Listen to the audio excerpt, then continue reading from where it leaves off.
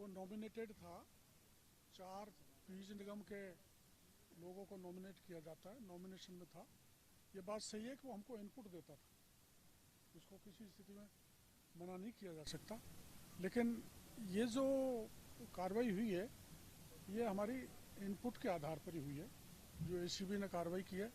और जो भी दोषी है, और भी मैं प्रशंसा करना चाहूँगा इस सरकार की कि देने वाले को भी पकड़ लिया और लेने वालों को भी हाथ पे हाथ रख दिया।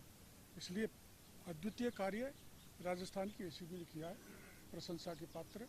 और मैं मुख्यमंत्री जी से भी कहूँगा और आप चैनल के जरिए एसीबी से भी कहूँगा कि और गहराई में जाकर जो भी ऐसा कॉकस है उसको ख़त्म करें, क्योंकि ये पिछले कांग्रेस के राज से बना हुआ कॉकस है।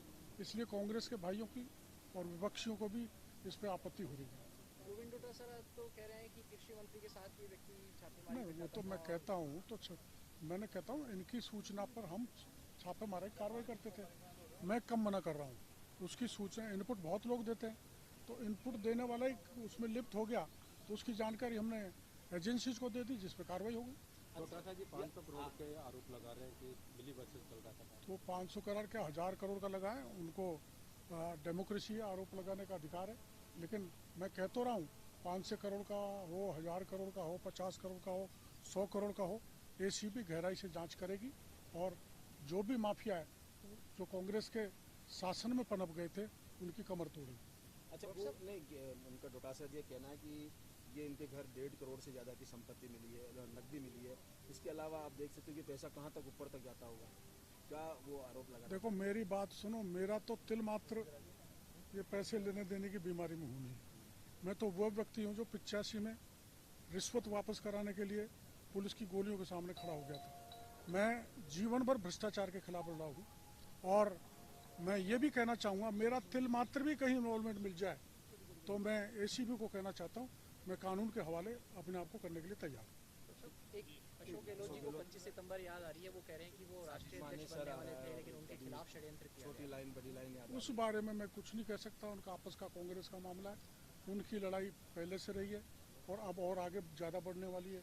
वो ऐसे ही लड़ते रहेंगे, खुद पदों के लिए, जनता के लिए नहीं लड़ेंगे। मैं और हमारी पार्टी जनता के लिए कृत संकल्प है।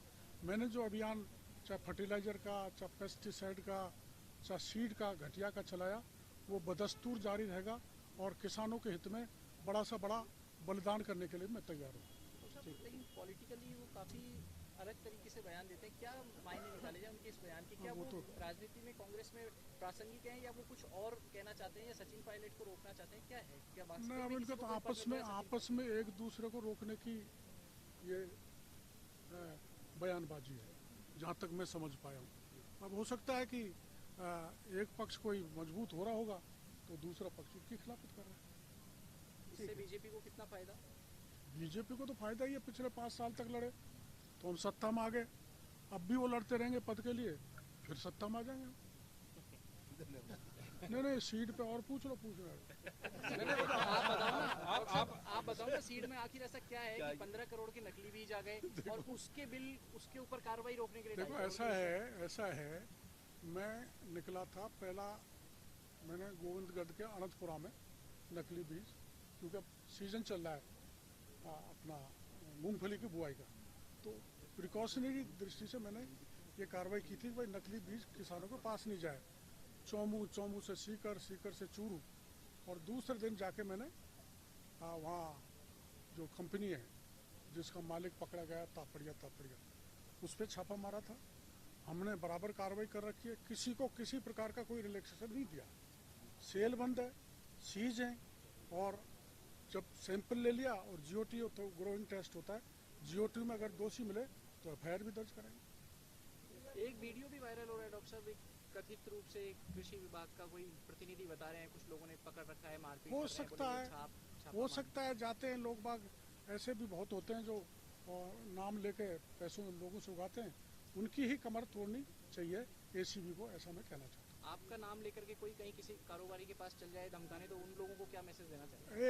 एक भी व्यक्ति ऐसा शायद नहीं निकले ना जिसने मेरे नाम से धमका के पैसे लिए, और धमका के या कैसे भी पैसे झांसे में मार के लिए, उन सबके खिलाफ सख्त कार्रवाई होनी चाहिए और कहीं तिल मात्र भी मेरा कनेक्शन मिल जाए, इन्वॉल्वमेंट मिल जाए, तो मैं गिरफ्तारी देने के लिए तैयार हूँ। गिरफ्तारी नहीं, मैं मंत्री पद छोड़ने के लिए तैयार हूँ। कुछ लोग आपकी छवि खराब करने के लिए इस तरह हाँ, की कोशिश यही लग रहा है कुछ छवि खराब करने की दृष्टि से ये जो है आयोजन किया गया।